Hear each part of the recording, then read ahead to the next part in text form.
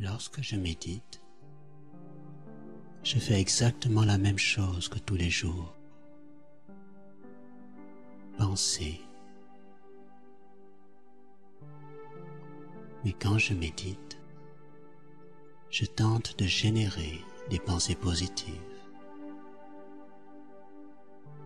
pour diriger mon esprit selon ma volonté et non selon mes vieilles habitudes.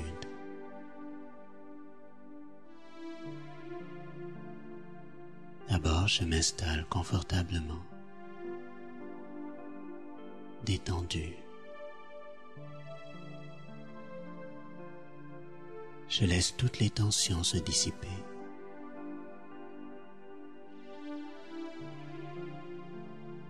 Ma respiration est lente et profonde. Je donne à mon corps un peu de repos.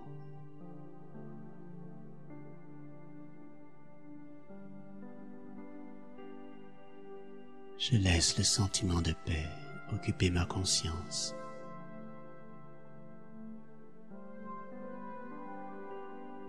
Et je remarque que mes pensées, de plus en plus concentrées, semblent provenir d'un point proche du front.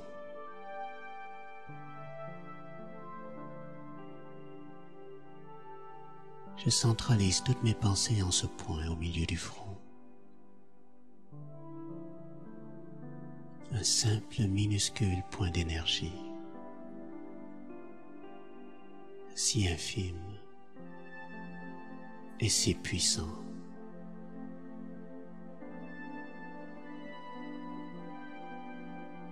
Très conscient et tellement paisible.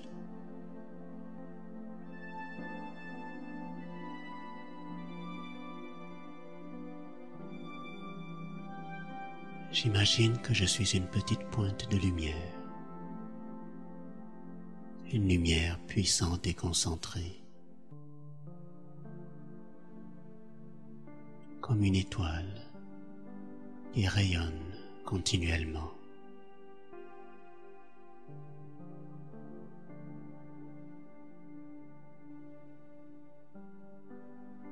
Je savoure cette expérience de lumière, cette expérience de tranquillité, de silence. Un silence très confortable.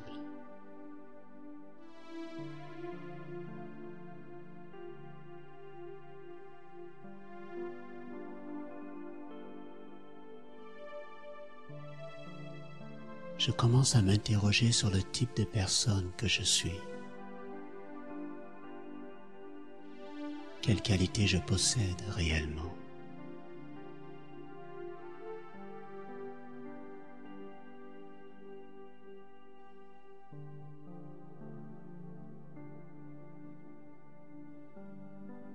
À cause du silence que je ressens,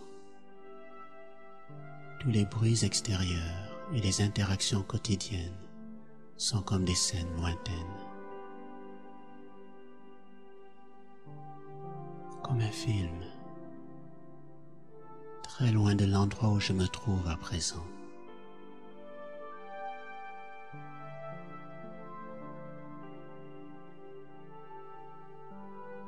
Je commence à comprendre que tout ceci n'était que des rôles. Ma vraie nature est faite de paix. Je peux voir cette qualité en moi. Cette qualité a toujours été là.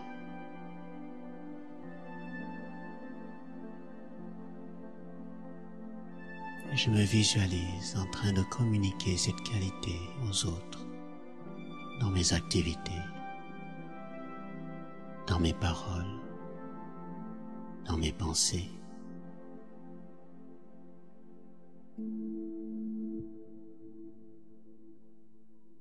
Je suis l'incarnation de la paix.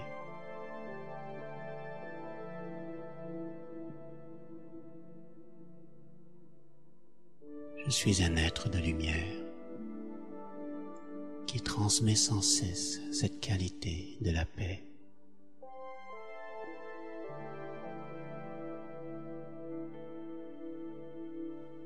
Un point de lumière qui propage des rayons de lumière et de paix.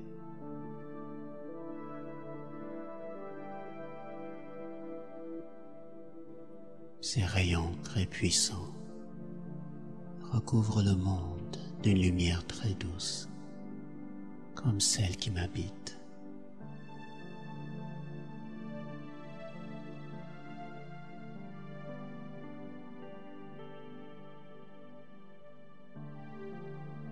Je propage la lumière vers le monde entier.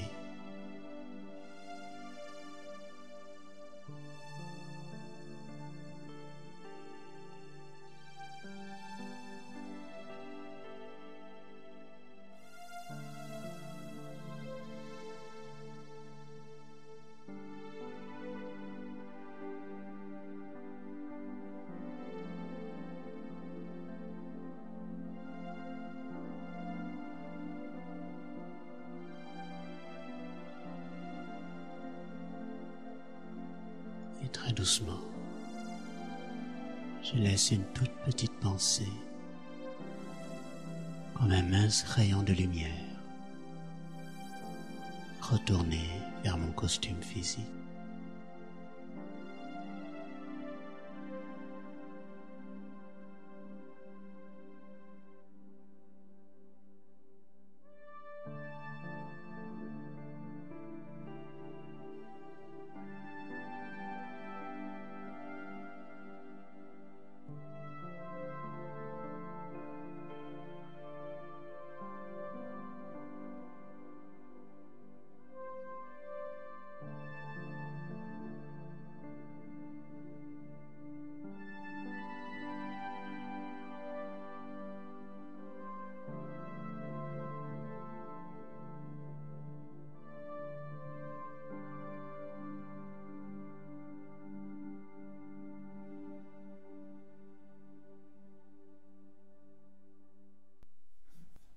Bonsoir tout le monde, bienvenue.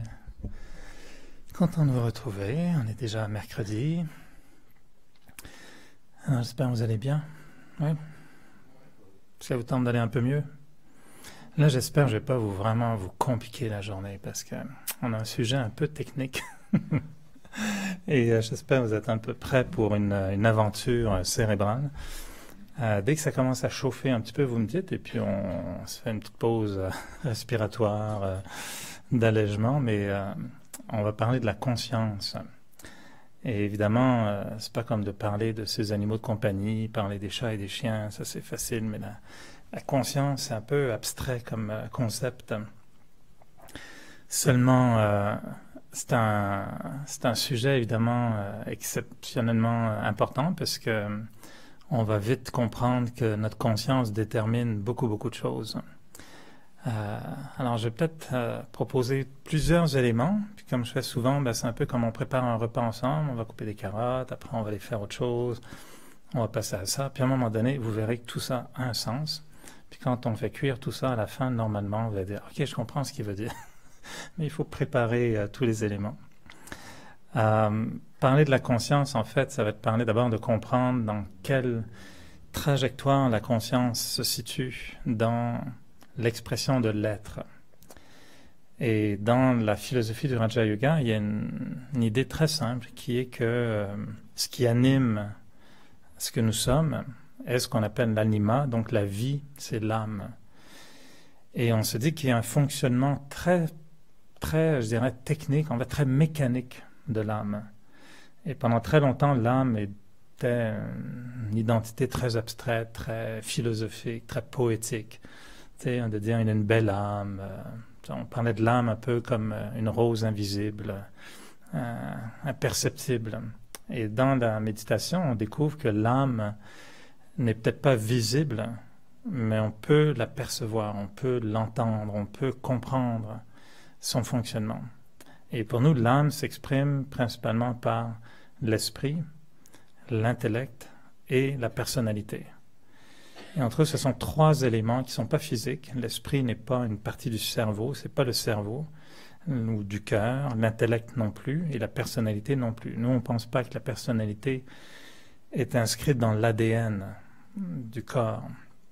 On ne pense pas que l'intellect est une partie cérébrale de l'être, et on ne pense pas que l'esprit ou les sentiments appartiennent au cœur physique. Ce sont les organes qu'on identifie avec ces trois qualités-là. Donc souvent on dit que quelqu'un qui a du cœur, c'est ça, il y a du cœur. Alors on pense c'est très physique. On dit il est très, c'est un intellectuel, donc c'est vraiment le cerveau. Et quand on pense à la personnalité, c'est comme si c'était dans l'ADN. Alors pour nous, tout ça sont trois aspects très spirituels, qui ne sont pas physiques, mais qui appartiennent à l'âme, mais qui se manifestent dans notre vie de tous les jours. Et ce qui est intéressant pour moi, c'est que la conscience, en fait, c'est dans la trajectoire un petit peu du fonctionnement de l'âme. L'âme pense, donc on est toujours en train de penser. Est-ce qu'il y en a qui arrêtent de penser parfois, non? Ou la pensée ne marche plus comme une voiture, ça ne part pas le matin, vous réveillez un beau matin, vous dites, c'est drôle, je n'arrive plus à penser. Non? Il n'y en a jamais qui sont en panne de pensée, ça vous arrive pas, non, d'être en panne de pensée? Des fois, on dit à des gens, à quoi tu penses? Ah, rien. C'est pas vrai. C'est juste qu'ils ne savent pas à quoi ils pensent. Mais on pense tout le temps. On pense quand on dort, on pense quand on pense tout le temps. Donc la pensée, elle est constante. C'est juste que, justement, on va y arriver dans cette sémantique, dans cette terminologie, des fois on n'est pas conscient de ce à quoi on pense. Mais on pense tout le temps. Et on a toujours un peu des sentiments. Puis ils sont toujours en veilleuse. Alors des fois les sentiments sont très très minimes. Une grosse pensée, oups, ça y est, le sentiment se réveille. Une peur, un bonheur, une satisfaction, une paix, une inquiétude. Le sentiment peut être stimulé en un quart de millième de seconde. Et il est souvent attaché à la pensée. Toutes les pensées créent des sentiments, les sentiments créent des pensées, c'est un combo très très très inséparable. Et à cela s'ajoute souvent l'intellect qui est la réflexion, la compréhension, la mémoire, la concentration. Donc c'est un muscle qui va articuler la pensée pour essayer de lui donner un sens, pour essayer de l'utiliser afin d'éventuellement agir, donc faire des actions. Donc c'est un peu le fonctionnement de l'âme qui est toujours comme ça. Et là où la conscience entre en ligne de compte, c'est qu'en fait la conscience c'est un peu comme, je dirais, c'est un peu comme le résidu de la pensée, de l'action, du sentiment, de ce qu'on enregistre. Il y a comme un écho, il y a comme, ça reste. C'est comme si on mangeait une carotte, ça dure 30 secondes, on mange une carotte, mais la carotte, elle va rester dans le corps, puis elle va avoir des effets pendant peut-être 1 heure. Tu sais, ça va prendre 1 heure au corps à digérer, faire quelque chose avec la carotte. Et la conscience, c'est un peu ça, c'est on pense, on ressent des choses, on apprend, on lit, on regarde, on entend, et toutes ces choses-là nous rentrent dedans, puis après on pense que c'est terminé, mais en fait c'est pas terminé du tout. C'est que ça reste dans l'âme. Et des fois, je vois un peu la conscience comme l'estomac de l'âme. C'est un gros truc qui est toujours en train de se faire bombarder. Il n'y a jamais le temps de vraiment tout digérer. Il est toujours dans un gros des problèmes de digestion, la conscience, parce qu'on lui jette beaucoup de choses incompatibles, puis on lui dit débrouille-toi avec ça. Tu regardes un film très violent, puis après tu vois ton petit enfant que tu prends dans les bras. Il y a une dichotomie, là. Tu viens de voir un meurtre en série, quelqu'un se faire couper en morceaux, puis après tu prends ton petit gamin de 3 ans. Hey, salut, ça va? La conscience a un problème avec ça, parce qu'il faut qu'elle gère un film d'horreur et un petit enfant de 3 ans qu'on aime beaucoup. Il faut pas se tromper, quoi. Faut pas mélanger le film avec le petit gamin, sinon c'est... Ah non, excuse-moi, oui, toi je t'aime, c'est bon. Faut pas trop mélanger nos trucs, puis après on voit quelqu'un, puis tout ça est dans la conscience. Et donc le processus fait qu'on pense, on ressent, on écoute, on voit, on est bombardé de toutes sortes de choses, puis ça après ça doit macérer dans l'âme. Et cette macération, cette espèce d'incubation devient en fait une conscience. Et ce qui se passe, c'est que la conscience va façonner inconsciemment, si je peux dire, ce qu'on appelle ensuite l'attitude. Et c'est là où ça devient intéressant, c'est que notre conscience va se transformer ultimement en ce qu'on appelle souvent une attitude. Et l'attitude, c'est comme si elle devenait, alors si vous voyez un peu dans ma tête, moi c'est très visuel, c'est comme il y a les pensées, les sentiments, les actions, ça fait une vapeur, ça part dans la vapeur, ça fait un nuage qui devient une conscience, puis elle redevient presque matérielle sous la forme d'une attitude. Puis une attitude, c'est comme, l'attitude peut être inconsciente, mais elle devient ce qu'on appelle ensuite une attitude comportementale. C'est-à-dire que votre conscience fait en sorte que vous adoptez une attitude qui détermine ensuite comment on agit. Ça peut toujours donner nos pensées? Ça peut toujours, les pensées sont tout le temps là. Et la conscience va générer d'autres pensées. Toujours. Ça va tout va créer des pensées. L'action crée des pensées, la pensée crée des pensées, ce qu'on entend crée des pensées. La pensée, c'est en fait le noise, c'est le bruit qui est toujours conscient dans l'esprit et qui réagit à tout. Et on va voir, c'est un autre sujet, mais quand on étudie la provenance de la pensée, c'est intéressant, toutes les sources qui donnent naissance aux pensées. Mais en général, les pensées, quand elles sont générées, s'accompagnent de sentiments, on réfléchit, on les analyse plus ou moins, des fois on laisse passer tout ça, puis on ne fait pas trop attention. Mais tout ça macère, devient une conscience, et notre conscience gère ou génère ce qu'on appelle souvent de l'attitude. Et l'attitude va colorer la façon dont je me comporte. Si mon attitude est, par exemple, que ma conscience a créé ou stimulé une conscience assez arrogante, assez je suis le meilleur, puis j'ai entendu des choses, puis mon intellect m'a dit, oh, de toute façon, il a tort, puis il a toujours tort, puis moi, je sais ce que c'est, puis il comprend pas, moi, je sais, lui, il sait pas. Okay, la conscience est en train de générer certaines formes d'arrogance. C'est juste dans la conscience. Et si je fais rien, ça va devenir mon attitude. C'est-à-dire, je vais avoir une façon de parler. C'est subtil, hein? C'est très subtil. On va rester poli, on va rester avec une fausse modestie. Non, mais c'est ta raison, bien sûr. Tu parles, t'as raison. Non, je suis tout à fait convaincu qu'il a tort, mais j'essaye d'être poli. Une fausse modestie, ça trompe pas.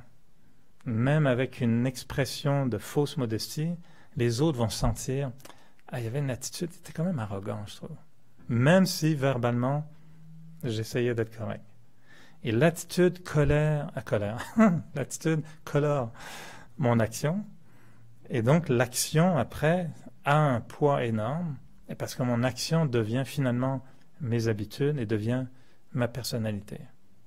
Et dans ce processus, on a donc la pensée, les sentiments, la conscience, l'attitude, l'action, donc le comportement, les habitudes, et ça devient ma personnalité. Et ma personnalité, j'en deviens esclave. Parce qu'une fois que c'est ma personnalité, ben j'ai beaucoup de mal à la changer. Parce que le cycle est entamé et ma personnalité va générer mes pensées.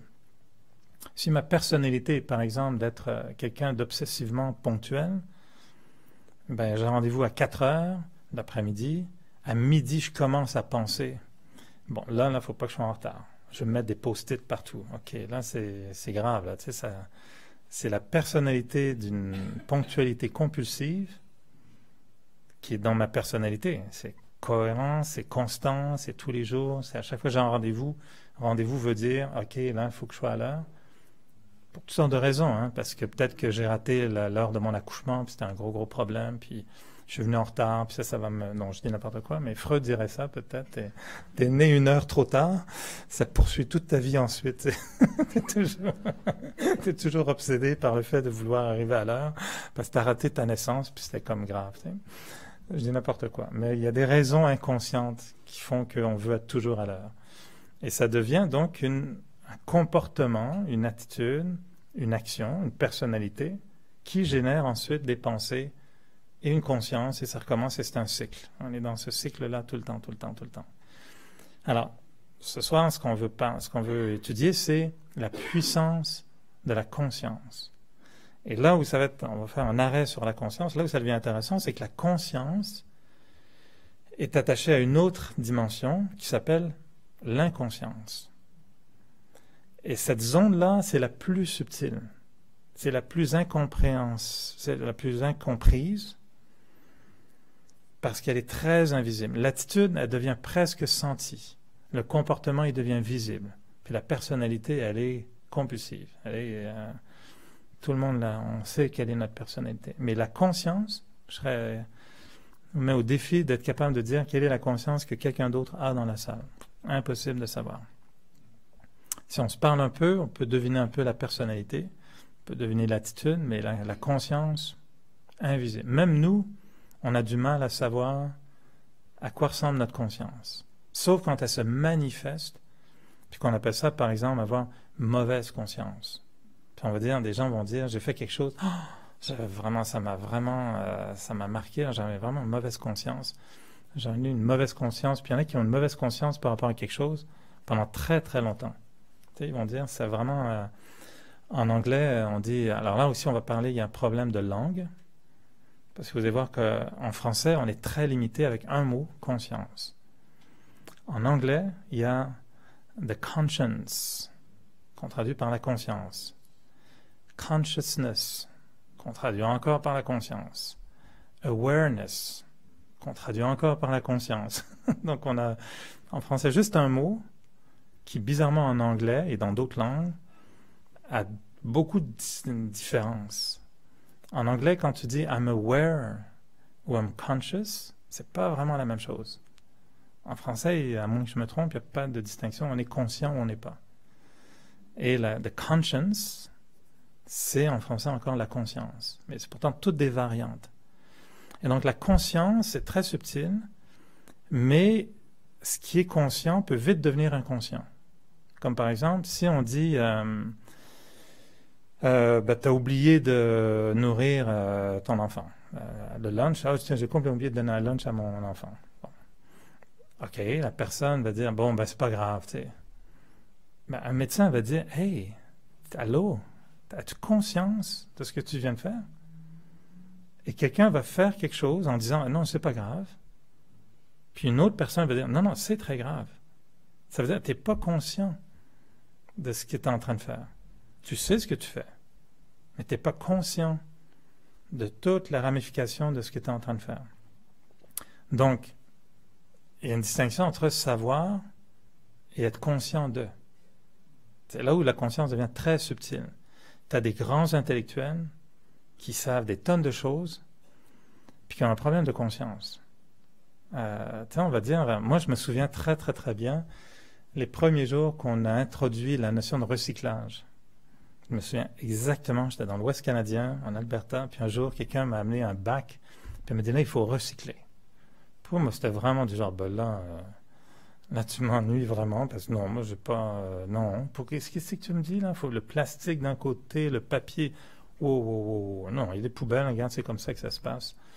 Honnêtement, je vous assure, moi, la première fois qu'on m'a parlé de recyclage, on parle de, je pense que c'était il y a 75 ans, moi j'étais jeune, non, il y a longtemps, mais honnêtement, ça ne m'a pas du tout intéressé, le concept de recyclage. Ça m'a pris un certain temps à être conscient qu'il y avait peut-être en effet un enjeu de recyclage. Aujourd'hui, je vois quelqu'un jeter du plastique quelque part, je dis, hey, non, il faut recycler.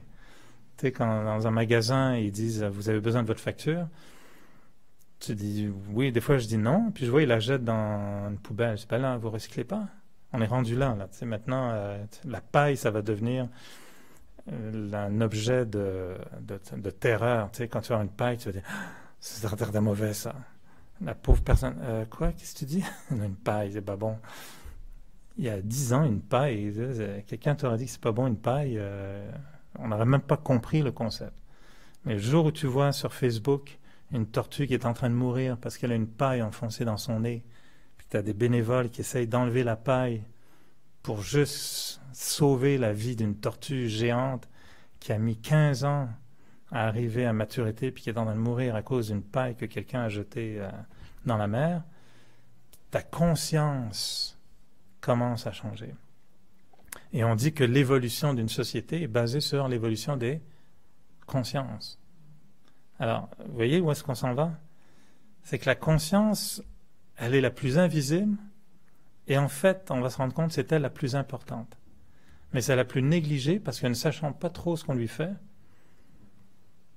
si on se disait à chaque fois qu'on mange quelque chose de mauvais, ça faisait comme, par exemple, tu dis, au lieu de tu manges un junk food, bon, ça fait plaisir, puis après, ben là, il se débrouille, lui, tu mets ça dans la poubelle humaine qu'on est, puis il se débrouille. Imaginez que, en fait, à chaque fois qu'on mange un junk food, c'est comme si vous écrasiez du caca de pigeon sur la joue. Je prends un exemple, vraiment, je ne sais pas d'où ça me vient. Oui, on a filmé des pigeons aujourd'hui sur le travail, puis on filmait des pigeons. C'est vraiment dégoûtant. Si manger du junk food voulait dire vous mettre des excréments de pigeons sur la joue, je pense que là, vous seriez conscient que je ne suis pas sûr, ça me tente de faire ça 3 fois par jour, non? Parce qu'à un moment donné, vous voyez dans le miroir, puis voyons, c'est pas très joli, quoi. Mais vu qu'en mangeant du junk food, c'est invisible, ben, on n'en est pas conscient. Et on a fait des tonnes d'erreurs comme ça. Moi, je me souviens avoir fumé pendant des années. Puis on me disait, tu vas mourir. Ben oui. T'sais. Puis on me disait, t'es en train de te tuer. Ben oui, cause toujours. Il y en a qui ont fumé jusqu'à 95 ans puis qui sont bien en vie.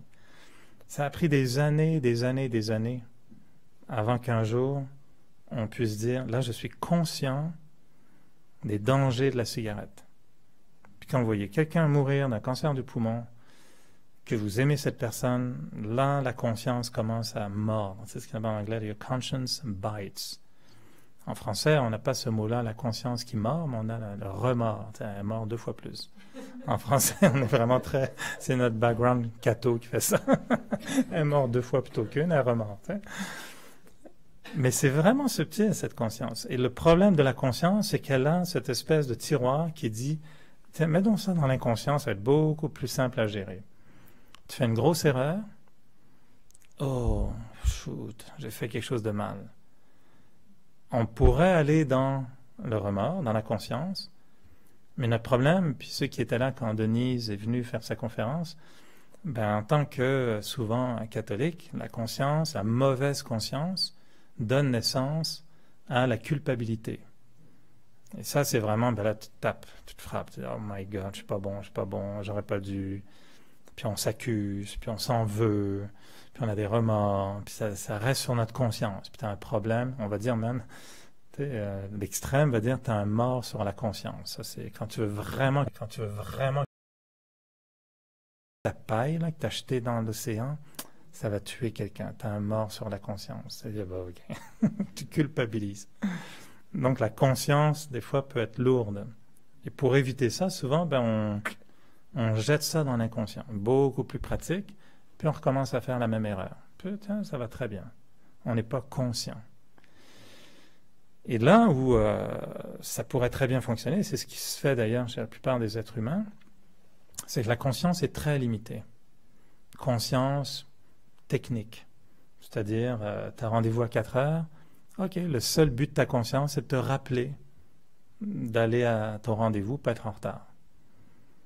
Mais une conscience plus élevée aurait peut-être davantage l'intérêt de dire, regarde, si t'es en retard, là, c'est quand même 4 personnes. Tu joues un peu avec l'horaire de 4 autres personnes. Parce que des fois, on se dit, oh, c'est pas trop grave, je serai en retard. Mais une autre, je vais dans des sujets un peu subjectifs hein, quand même, mais une meilleure conscience se dirait, ben oui, mais c'est quand même la vie de 4 autres personnes avec lesquelles je suis en train de jouer. Eux, ils font un effort pour être à l'heure, puis à cause de moi, tout est décalé, puis eux, c'est peut-être la garderie, puis leurs enfants, puis tout ça. Puis je ne suis pas conscient de ça. Si on augmente notre conscience, ben on doit gérer toutes sortes d'éléments dont on n'était pas conscient avant. Alors, pourquoi on va dans tout ça? Pour une simple et bonne raison, c'est que la conscience peut donner comme pouvoir celui d'un changement d'attitude. En prenant conscience de quelque chose, qu'est-ce qui se passe? Ben, c'est qu'on va avoir tout à coup la force d'agir autrement. Moi, quand j'ai vu des vidéos, des fois, je me mets à regarder des trucs sur YouTube, whatever, puis des fois, je me dis, qu'est-ce que je suis en train de faire? Une fois, je suis tombé sur toute une série, une vidéo d'accidents dus à des gens qui ouvrent leur portière d'auto sans faire exprès, puis là, ils t'en mettent une collection, là, les pires vélos qui se sont tapés des portières qui s'ouvrent. Regarde ça pendant 10 minutes, Puis après, là, quand moi je suis automobiliste, je pense qu'après, là, pour ouvrir ma portière, j'étais comme, bon, je regarde tous les murs. J'ouvrais, vraiment terrorisé pendant à peu près 3 mois. Pourquoi? Parce que j'ai vu l'effet qu'une inconscience peut créer. Et moi-même, ça m'est arrivé à quelques reprises, des fois, d'ouvrir la porte. J'ai juste là-dedans, tu sais, qui m'a fait peur. Je n'avais pas vu le cycliste. Et après, tu te dis, oh, s'il avait fallu que, tu sais, il y a un accident, heureusement, je l'ai évité. Mais ça vous fout la trouille, hein? C'est ça, la conscience. Alors, la solution ultime, vous attendez le jour où on crée un accident, puis là, on le fait qu'une fois, après, en général, on ne le fait pas deux. Mais c'est mieux si on peut éviter ça. On suggère aux gens d'éviter ça. Méthode assez traitement choc. Regardez sur YouTube. Après 10 minutes, ça suffit. En tant qu'automobiliste, on devient hyper prudent. Et il y a même des vidéos qui montrent la méthode, je ne sais pas, c'est suédoise ou... il y a une méthode, comment ils ont fait ça? Ils appellent ça la méthode de la ceinture de sécurité, je pense.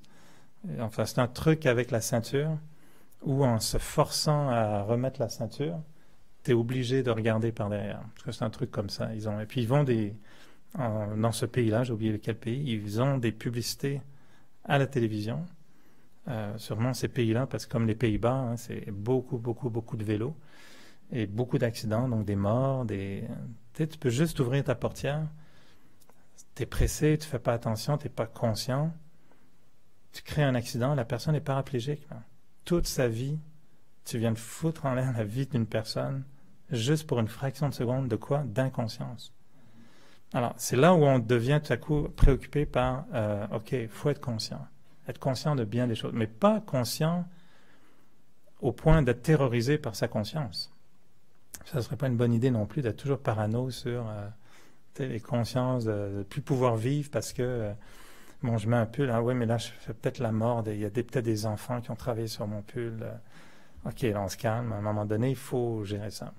Mais le pouvoir de la conscience, c'est que lorsque certains éléments deviennent conscients, ils nous donnent le pouvoir d'agir sur notre façon d'être.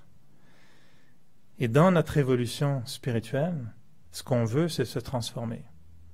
Ultimement, à moins que je me trompe, mais souvent ce qu'on souhaite, c'est avoir un meilleur comportement, avoir une meilleure attitude, être capable d'avoir une attitude paisible, même si les situations sont désagréables, avoir une attitude positive, même si les situations sont difficiles, non?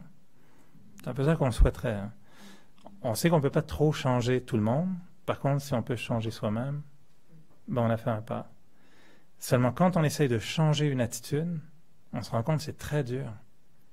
Parce que souvent, c'est déjà trop tard. Quand on veut changer un comportement, c'est souvent trop tard.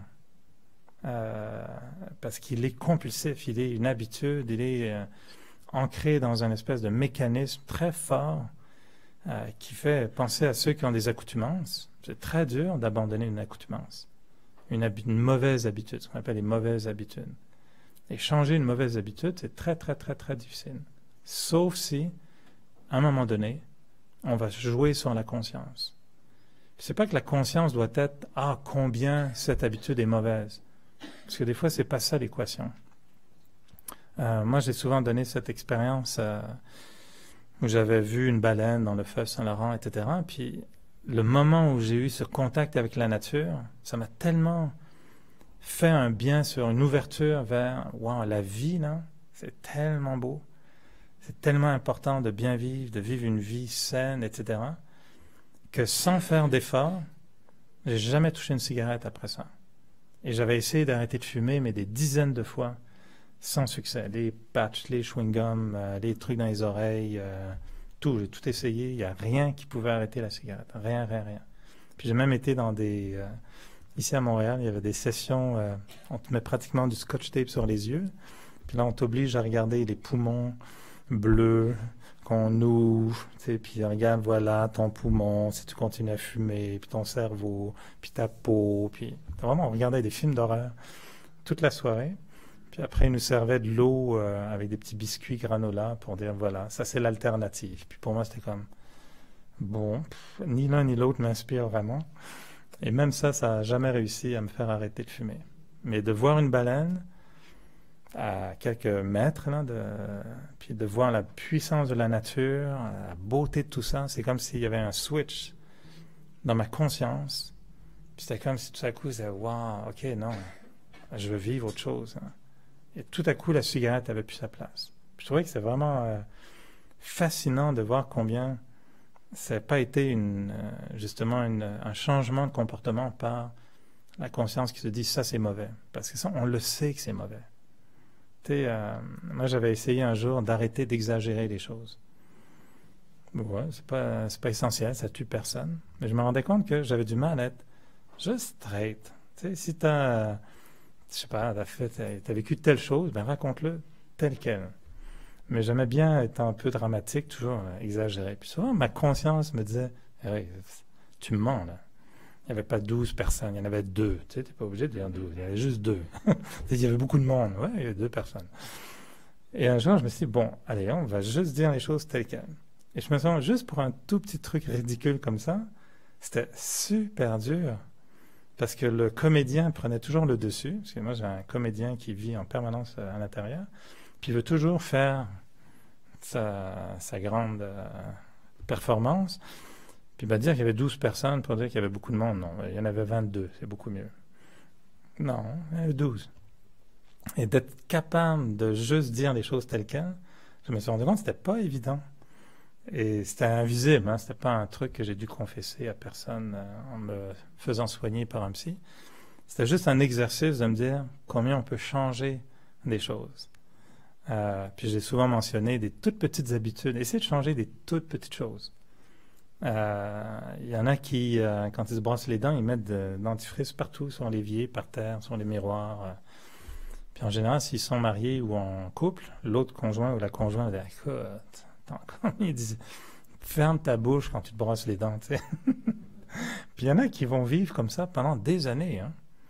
Puis ça va être une bagarre de dentifrice pendant des années de couple. « Hey, t'as encore laissé ton tube. » Tu sais. Puis ouais. Juste changer un petit truc comme ça. Et c'est pas en répétant à l'individu « Ouais, mais pourquoi je dois toujours, derrière toi, ramasser ton dentifrice? » Ça changera pas l'individu. Peut-être que cet individu, un jour, il va prendre conscience de ce dont a besoin son conjoint ou sa conjointe. Puis le jour où sa conjoint ou sa conjointe va avoir pratiquement un burn-out pour d'autres raisons, peut-être ce jour-là, il va dire « Là, je lui ai épargné d'avoir à nettoyer le miroir puis toute la salle de bain après je me brosse les dents. » Peut-être ça va juste être ça. Ça va être un transfert de conscience qui va faire qu'en prenant conscience que peut-être j'aurais besoin d'aider l'autre personne, tout à coup on va changer notre comportement. Et c'est là où la conscience est intéressante parce qu'elle est extrêmement puissante. Et quand on veut changer la conscience, nous ce qu'on dit c'est que justement le rôle de la méditation, c'est de nettoyer la conscience.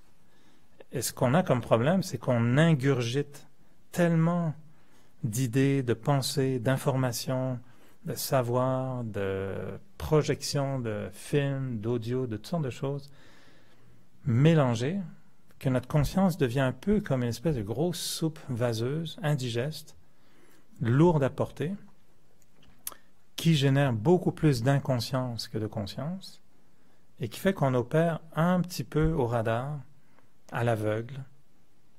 On fait des choses, puis les gens vont dire « Ouais, mais écoute, t'es pas conscient là, de ce que tu fais? » « Ouais, si, mais si. » tu sais, puis on veut pas être conscient. Puis il y a une lourdeur, mais on fonctionne pareil. Puis on est conscient juste des choses essentielles. Si on est chauffeur d'autobus, ben écoute, on va faire attention, évidemment, à un certain degré. Puis si on fait pas attention, ben peut-être qu'un jour, même en tant que chauffeur d'autobus, par inconscience, on va créer quelque chose d'une situation grave. Puis après, les gens vont dire, ben voyons, tu aurais dû faire attention.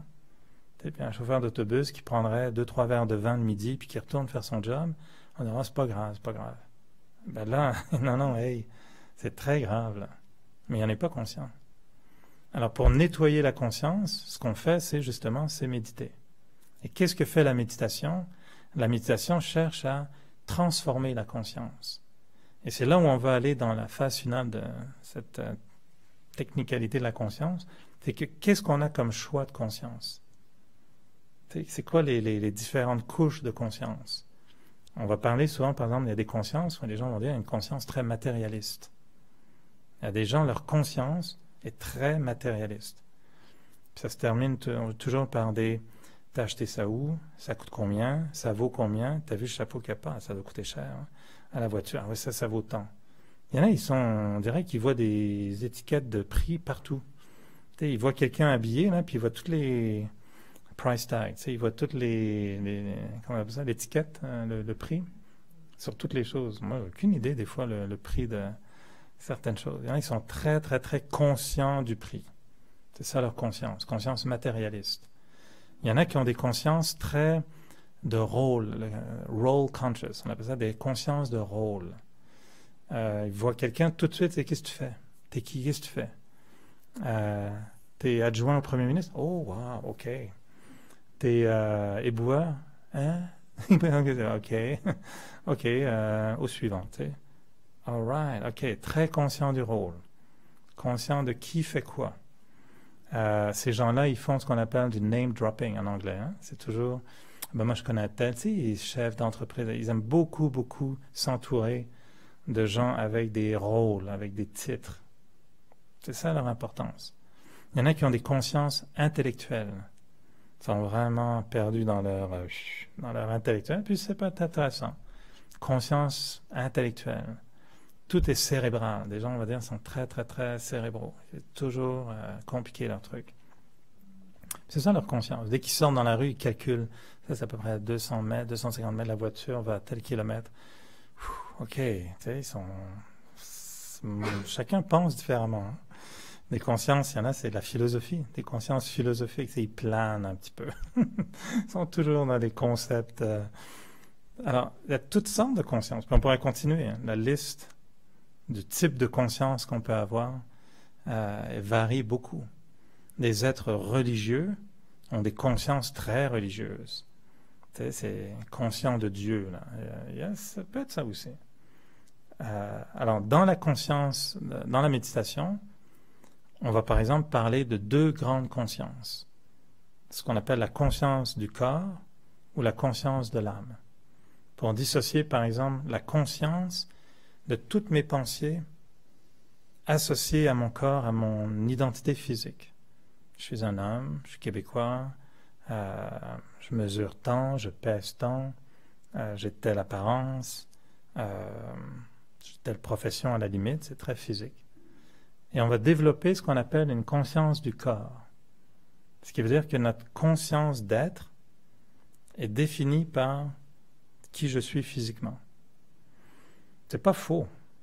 Mais ce qu'on dit dans la méditation, c'est que c'est seulement une partie de la réalité. Et ce qu'on développe ensuite, c'est ce qu'on appelle la conscience d'âme. Et ça, c'est quand on va dans le silence, qu'on déconnecte un petit peu toutes nos identités physiques et qu'on fait juste commencer par se dire, par exemple, je suis une âme. Je suis un être de lumière, un être de paix. Je suis un être immatériel. Combien de fois on se dit ça si quelqu'un vous demande tu pèses combien, puis vous disiez ben moi j'ai pas de poids, je suis immatériel, moi, pas toi. Tu pèses 200 livres, oh doy, c'est lourd. Comment tu fais? Je pense pas qu'on ait jamais répondu ça avec un médecin qui vous demande votre poids, non? En disant moi je suis sans poids. Ah, vous dire mon corps? Ah ben oui, excusez-moi, je n'avais pas compris. Ah mon corps pèse combien? Voilà, comme ça. On pourrait penser comme ça. Puis quelqu'un qui vous demanderait, moi, à chaque fois que je bronze, mon pays d'origine change. Je trouve ça fabuleux. En hiver, je suis plutôt assez européen, et plus l'été avance, plus je me retrouve très oriental. Ça se termine toujours. Vous êtes du Pakistan? Non, je suis juste bronzé. Vous savez, c'est pas. ça va revenir tout à fait scandinave bientôt. Je vais être scandinave en hiver, mais assez hispanophone en été. Mais les gens voient juste la micro-couche physique, quoi. Alors, pourtant, je n'ai pas changé. Mon identité reste la même. En fait, je suis breton. Si je devais être conscient du corps, je dirais breton, puis gens breton Ah ouais, je savais pas que c'était aussi bronzé que ça, les Bretons. C'est froid, la mer, en Bretagne. Hein. Oui, mais ça fait ça quand même. Il y a des Bretons bronzés. Ça existe, des Bretons bronzés. Mais en général, les gens, ils pensent pas qu'en Bretagne, on est de cette couleur-là. Et donc ça, c'est juste la conscience du corps. La conscience d'âme, c'est vraiment une dimension qui est qui doit être un peu étudiée parce qu'elle n'est pas naturelle en ce moment. Quand on médite, nous, ce qu'on fait, c'est de se dire, on veut être conscient de l'âme. Donc, on a cette photo qui est derrière, qui est la représentation de l'âme. Puis on dit, si on devait, il y a eu une époque où on avait un dépliant qui était très drôle, puis c'était ça, en fait, c'était une photo comme ça, puis c'était marqué, si vous étiez sans corps, voilà à quoi vous ressembleriez. Puis bon, c'était le gag de dire, imagine à quoi tu ressembles sans corps. Pour être juste graphique, je ne veux pas aller trop loin là-dedans, hein, c'est peut-être pas du tout une bonne idée, mais bon, on est tous habillés. Hein. Mais vous voyez où est-ce que je veux en venir? Il y a toute une réalité si on n'est pas habillé. Mais évidemment, on est dans une société de non-nudistes, normalement, on est tous habillés. Mais imagine si on était dans un... Moi, je n'ai jamais été, je rassure, dans un camp nudiste, mais il y en a qui aiment ça. Tu as une autre vision de l'être. Hein, ça change beaucoup. Là, tout à coup, tu n'es plus dans les mêmes paramètres, quoi. Mais dans un univers où on... Il y a moins d'étiquettes de prix. Là, tout le monde est à zéro. C'est naturel. Il n'y a plus d'étiquettes de prix, ça c'est sûr. Mais c'est autre chose. Je veux dire, faut avoir une conscience différente quand tu es dans un monde où le vêtement n'est plus là. Mais c'est provoqué. J'utilise juste ça parce que c'est ça la réalité de la conscience. On a une conscience basée sur l'attitude, le port vestimentaire. Moi, j'étais élevé en France. Le port vestimentaire est extrêmement important. Si tes chaussures vont pas avec ton pantalon, tu le fais vite, on te le dit vite. Tu sais. Ben là, tu as vu tes chaussures? J'ai dit, oui, mais je dis, ben, mais ça va pas avec ton pantalon. Ah bon? OK. C'est que tu rentres chez toi le soir traumatisé, maman, on m'a dit que tu fais pas ça 2 fois. Hein. Il y a un code vestimentaire très sophistiqué. Puis c'est à Paris, c'est pire. Tu sais. Ça a changé un peu, mais moi j'ai été élevé, ça c'est correct, ça c'est pas correct. Tu sais, c'est vraiment, c'était très très strict la tenue vestimentaire. C'est une conscience. Maintenant, si tu vas dans un endroit où tout le monde est tout nu, ben là, très simple, hein, la tenue vestimentaire. Mais la conscience est différente. Tu vas donner de l'importance à autre chose. Hein, ou tu vas complètement au-delà, peut-être. Alors, la conscience du corps est très, très forte.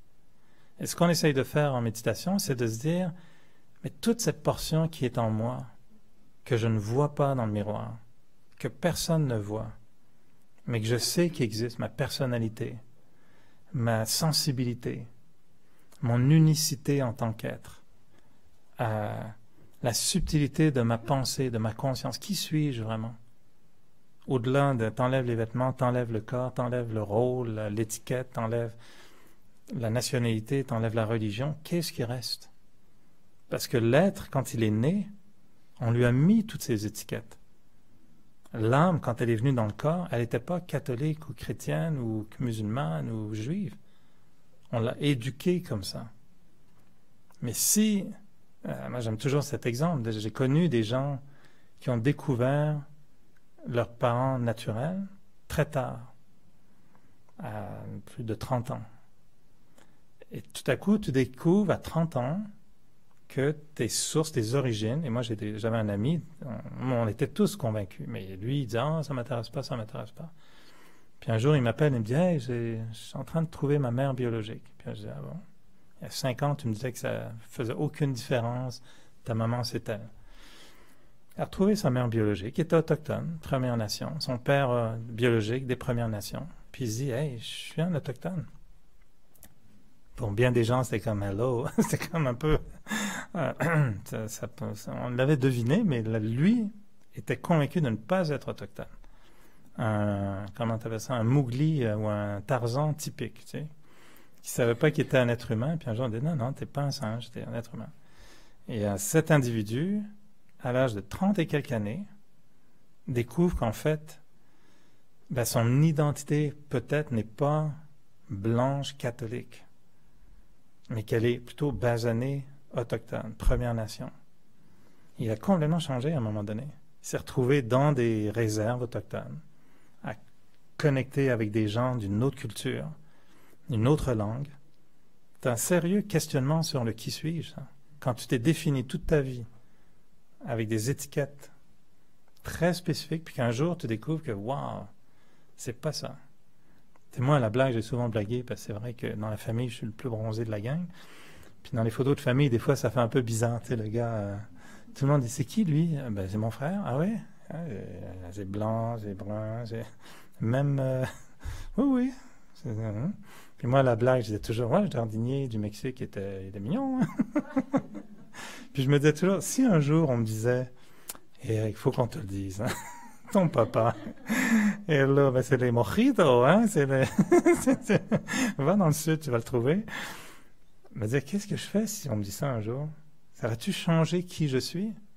Qu'un jour, je vais changer mon drapeau québécois pour un drapeau mexicain? I don't know. Alors, cette conscience de qui je suis, ben, à un moment donné, il faut qu'on dépasse la notion du drapeau, de l'âge, du poids, de la taille, de tout ça, pour se dire, hey, l'essence de qui je suis, c'est quoi? Et là, on arrive, nous, dans ce qu'on appelle la conscience d'âme. Et c'est là où c'est quand même une autre conscience. Et ce qu'on a remarqué, c'est que en développant une conscience qu'on va appeler finalement une conscience spirituelle, ben, on génère des valeurs spirituelles. Si on se dit « je suis une âme », j'ai jamais vu quelqu'un stresser avec ça. C'est au contraire, la notion d'âme évoque la même qu'une étoile dans le ciel ou qu'un lever de soleil, c'est la nature. Tu sais, c'est assez paisible, assez positif. Et ce qu'on appelle la conscience d'âme génère des valeurs très spirituelles. Compassion, acceptation, tolérance, amour. Tu sais, on est une grande famille, on est toutes des âmes. On n'est pas tous québécois peut-être, on n'est peut-être pas tous chrétiens, on n'est peut-être pas tous musulmans, mais on est tous des âmes. Et en tant qu'âme, on va pouvoir s'identifier aux autres, on va pouvoir connecter avec les autres sans ces étiquettes, ces divisions, ces séparations. Donc finalement, en tant qu'âme, on va voir qu'on est moins divisé qu'en tant que résident de, comment ça s'appelle ici, la petite patrie ou Villeray. Tu sais, je suis un Villeray-roi. Là, hein. Moi, je peins du plateau. Les plateaux, c'est pas bon, ça. Villeray, c'est correct, mais ceux du plateau, là, des petits bourgeois, ça. Il y a plus de monde à Montréal qui est conscient de l'âme? Ouais. Ah oui. Il n'y en a pas beaucoup, en effet. Ouais. Il y a des consciences religieuses, il y a des consciences spirituelles. Mais chacun va développer sa conscience selon ce qu'ils étudient, selon leurs croyances, selon l'information qu'ils reçoivent. T'sais? Alors, l'idée de tout ce qu'on voulait essayer d'amener ce soir, c'est que la conscience va d'abord toucher l'identité, mais ensuite elle va donner le pouvoir d'agir conformément à ça. Si jamais demain on vous dit, en fait, vous êtes le descendant direct de Louis XVI en France, ben justement on le cherchait, parce qu'il y a à peu près 3 milliards de louis, c'est ça? C'était ça la monnaie à l'époque. Il y a 3 milliards de dollars dans un compte en fiducie, puis on cherchait le fameux descendant de Louis XVI. Ben c'est vous, bravo. Ça change ta vie un petit peu. C'est juste comme, ah ouais, j'ai le descendant de Louis XVI, c'est vrai, vous êtes sûr? Oui, oui, oui, ADN à la preuve, etc. Le lendemain, ce que tu fais, tu vas chez Wikipédia, puis tu regardes à quoi il ressemblait mon ancêtre. Ça, je dis n'importe quoi. Mais si on devait découvrir qu'on est descendant de Louis XVI, moi je sais que ça changerait ma vie. Puis j'irais vite à Versailles pour dire, ça m'appartient-tu ça? Je peux-tu? L'été, c'est-tu disponible là, pour mes vacances? Parce que ça me tente juste la moitié, peut-être ça me tenterait, quoi. I don't know, tu sais. C'est juste une conscience. Mais elle a un pouvoir. Et plus la conscience, en fait, on va se rendre compte, plus la conscience s'élève, plus elle va m'apporter un pouvoir spirituel qui est positif, qui est bénéfique, qui est bienveillant. Plus ma conscience est négative, associée à des situations négatives, plus je deviens lourd, plus je deviens négatif, moins j'ai de pouvoir.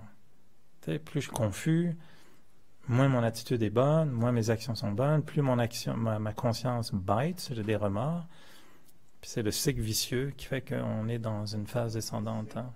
Des trucs spéciaux travail que je fais, ça agit-tu sur la conscience? Tout ce qu'on fait agit sur la conscience. C'est-à-dire, toute action va laisser une marque. Quelqu'un qui... moi, je sais que quand j'étais jeune, on m'avait dit que si tu mets une cigarette dans la bouche d'un crapaud, il va éclater. J'ai essayé ça. Je me souviens encore de ce que j'ai fait. Il n'est pas mort, je vous rassure. Je n'ai pas réussi à aller jusqu'au bout, mais on a essayé. Écoute, on avait, je sais pas moi, 8 ans, je pense. Puis j'ai pris un crapaud, puis on a essayé de lui mettre une cigarette. Puis après, on a arrêté. J'en suis encore coupable. Je veux dire, mon catholique en moi, il me fait encore la conscience du crapaud pour me dire, ça, c'était vraiment pas bon. Puis je vous assure que je m'en veux encore d'avoir osé faire un truc pareil. L'action, tu peux pas l'effacer. Les bonnes actions que j'ai faites, je peux pas les oublier non plus. Je sais que j'ai été là pour des gens à des moments importants. Je sais que j'ai apporté des choses, des moments de bonheur à d'autres. Tout ça reste dans la conscience. La conscience n'efface pas vraiment facilement certaines choses. Mais la méditation, ce qu'elle fait, c'est qu'elle met de l'ordre dans tout ça, puis elle nettoie la conscience. C'est-à-dire qu'elle va dire, ton crapaud, c'est correct, tu l'as pas tué, tu as pris conscience, tu l'as plus fait, tu le fais plus. Hein. Je dis, non, je sais pas, c'est bon. C'est réglé le concept. Mais les choses que je fais encore contre ma définition de ce qui est bien, ça crée des problèmes de conscience. Et ce à quoi on aspire, c'est le jour où on n'a rien qui traîne sur notre conscience. On va dire, j'ai la conscience libre. C'est ça qu'on souhaite. Ta conscience, elle est libre. C'est ça qu'on veut. Et la façon de se libérer la conscience, c'est de l'amener vers une dimension plus spirituelle. Parce que la spiritualité, elle a comme grandeur, comme beauté, de nous libérer de ce qui est négatif, de ce qui est mauvais, de ce qui est « j'aurais pas dû », ou on sait ce qui nous abaisse puis ce qui nous élève. Et honnêtement, la conscience spirituelle, c'est juste de nous faire agir avec acceptation, compassion, tolérance, sagesse, finesse, être habile, être fin, être intelligent. Donc c'est pas niais non plus, c'est pas naïf. C'est très très très concret. Mais ça donne une élévation de l'esprit qui fait que notre capacité de changer est beaucoup plus grande. La conscience scientifique peut amener à essayer des trucs pour voir ce que ça va donner. Je te laisse y réfléchir. Hein. Je vois l'heure. Je sais pas. Moi, je suis parti. Là. Je suis parti pour toute la soirée. Est-ce que ça a un sens ou est-ce que ça qui veulent rebondir aussi? Je sais que Pierre, il bouillonne là, mais il pétille. Est-ce qu'il y en a d'autres qui ont des pensées ou des questionnements ou des interrogations par rapport à ça? Alors, l'idée, c'est juste de poser la question par rapport à soi-même. C'est quoi ma conscience? Dans quelle mesure je suis conscient des valeurs de moi, de qui je suis, de ce que je fais, de l'impact de ce que je suis, de l'impact de ce que je fais. Et dans quelle mesure j'utilise ma conscience pour me transformer aussi. Alors, on peut faire un exercice de méditation, puis voir quelques minutes comment enlever les crapauds et les cigarettes et tout ce qui traîne dans le coin. Aucun préjugé sur les fumeurs. Si vous êtes tous fumeurs, ça va. Il y a plein de baleines dans le fleuve.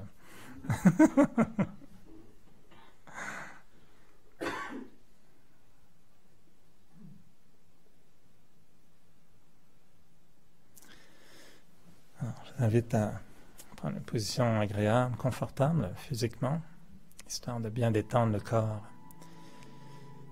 Juste prendre de bonnes respirations. Sentir combien on peut un peu lâcher prise par rapport à tout ce qui nous entoure. Et même si on garde un petit peu les yeux à moitié ouverts, on peut entendre la musique, être conscient de ce qui nous entoure.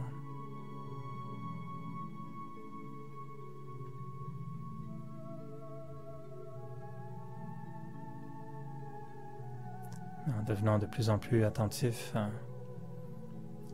à la qualité de mes pensées. J'essaie d'aller au-delà de ce qui m'entoure.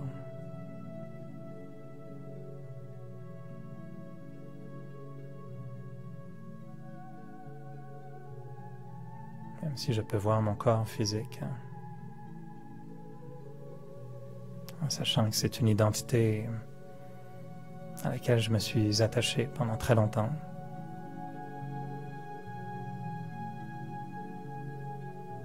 Je cherche simplement à créer un espace dans lequel se manifeste la partie invisible de mon être.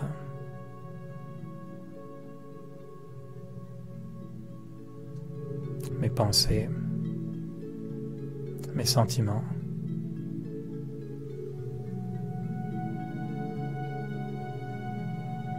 et ma conscience.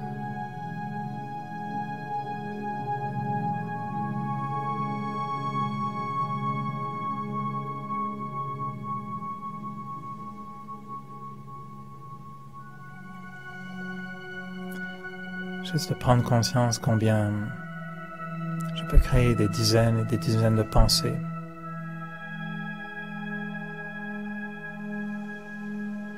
Sans même en être conscient.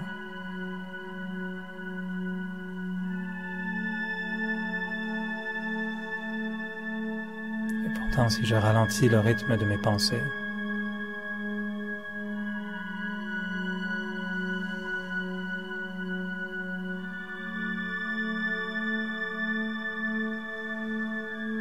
si je reconnais la valeur de chaque pensée,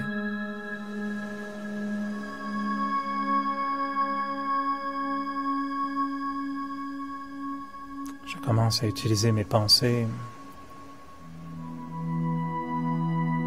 pour créer une expérience personnelle.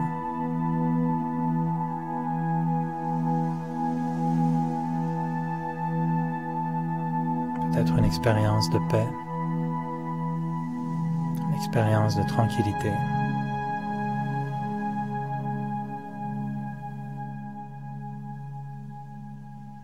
Et ça peut aussi être une expérience de bonheur.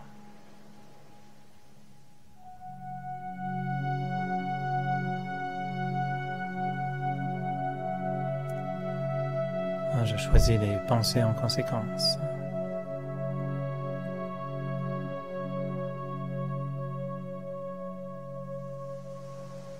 Et si je veux générer du bonheur en moi, je vais juste prendre conscience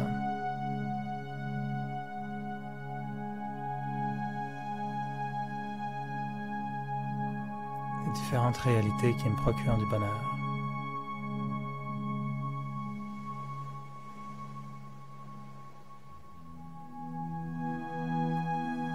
Penser aux êtres qui me sont chers, ceux que j'aime.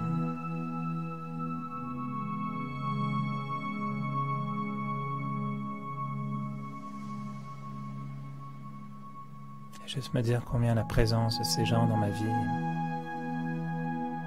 me procure du bonheur.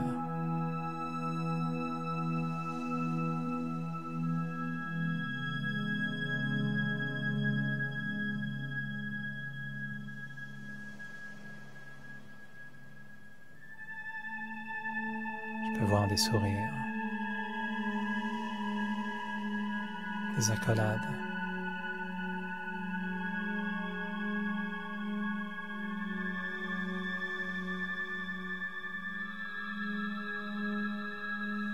les gens avec qui je suis heureux.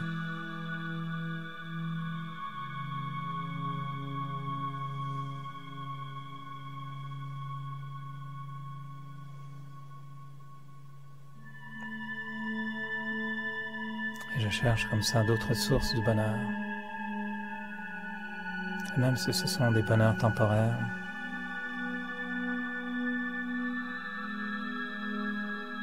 les ramener à la conscience.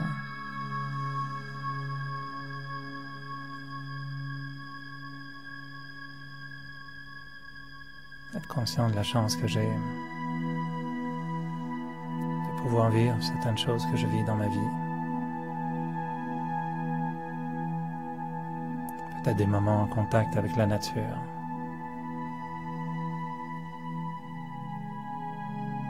des accomplissements dans ce que je fais.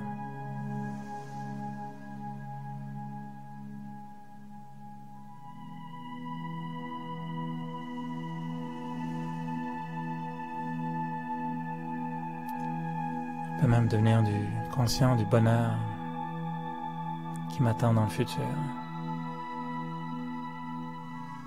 Quel genre de bonheur est-ce que je souhaite?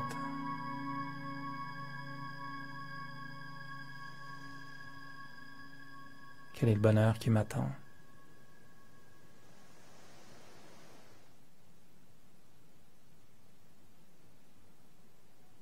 Et si je pense à combien j'arrive à générer une conscience spirituelle,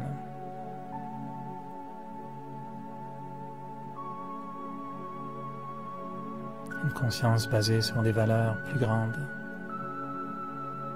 plus nobles.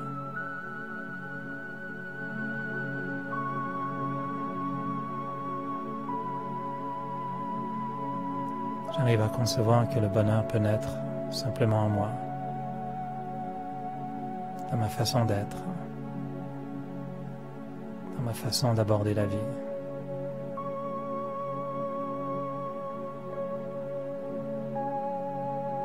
Simplement de prendre conscience que le bonheur est entre mes mains, que chaque jour je peux façonner le bonheur, faire naître le bonheur, vivre le bonheur.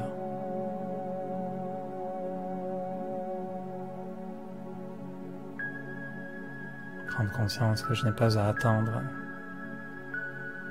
que les autres, que la vie me rende heureux.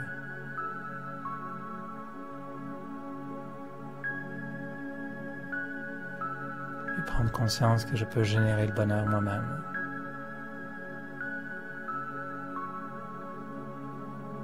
En me sentant libre, en sentant que je reprends pleine possession de ma pensée, de ma conscience, que je définis qui je suis et que je choisis le bonheur,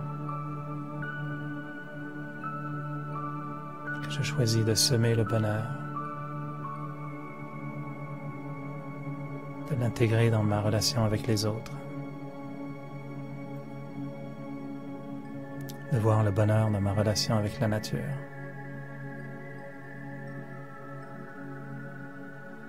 De voir le bonheur dans ma capacité à bien m'occuper de moi-même, bien prendre soin de moi, d'être un être bien, un être bon.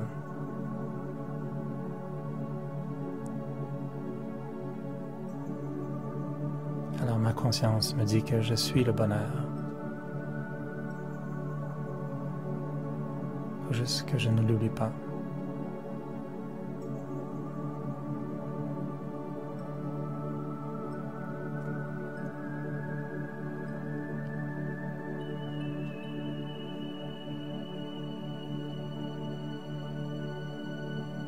J'aime le bonheur et j'apprends à redécouvrir ce qu'est le bonheur.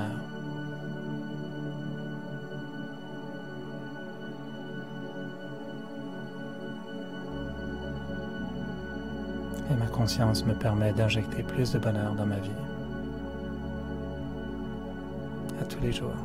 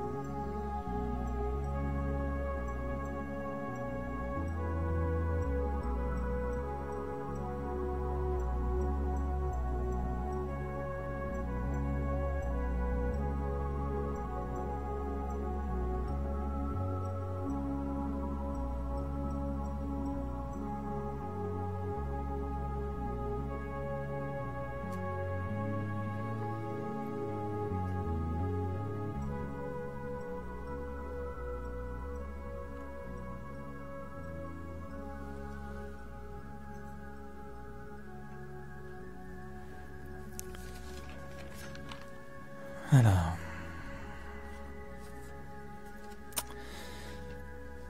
merci pour vos grandes oreilles. Petite annonce pour vous laisser partir dans le bonheur. Samedi le 9 juin, donc c'est samedi qui vient. Si jamais ça vous tente, on fait une petite activité originale avec une marche méditative au Parc Jarry. Évidemment, on invoque tous les dieux de la météo pour que ce soit une marche et non pas une douche, mais espérons que ce sera une marche à sec de 1h30 à 3h30. Et l'idée, c'est de s'inscrire. La rencontre se fait ici au centre à 13h30. Il y aura une petite préparation mentale, comment est-ce qu'on va, dans quel état d'esprit, dans quelle conscience on va marcher. Et la marche aura lieu donc une marche, promenade, activité au Parc Jarry et retour ici pour 3h30. Samedi, ce samedi 9 juin. Si vous voulez des programmes en tamoul, je trouve ça formidable. Écoutez, on est un centre avec plein de choses très diverses et on a une femme qui vient de l'Inde du Sud qui parle de tamoul et on a beaucoup de gens de la communauté tamoul qui vont avoir tout temps d'activités. Je trouve ça magnifique qu'on puisse avoir un programme tout en tamoul avec des cours. J'ai aucune idée de ce qu'il dit, mais je pense que c'est très bien. Des cours de méditation, de Raja Yoga. Alors, des fois, on offre des cours en espagnol, en hindi, en tamoul, en anglais, en français. Je trouve que c'est bien d'explorer toutes les langues et les consciences. Alors, bonne semaine, un gros chantier, puis au plaisir de se revoir très bientôt.